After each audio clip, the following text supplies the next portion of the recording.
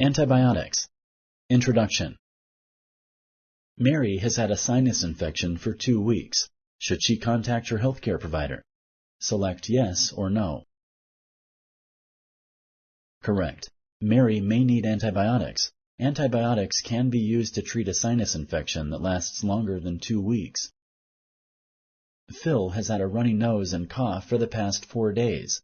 Should he contact his healthcare provider? Select yes or no. Correct. Antibiotics are not effective against viral infections, such as a cold. Phil probably just has a cold. Antibiotics get rid of an infection by removing germs from the body. Select true or false. Correct. Antibiotics stop the work of bacteria invading the body. The immune system removes harmful germs from the body. What can you do to prevent antibiotic resistance? Choose one of the following. 1.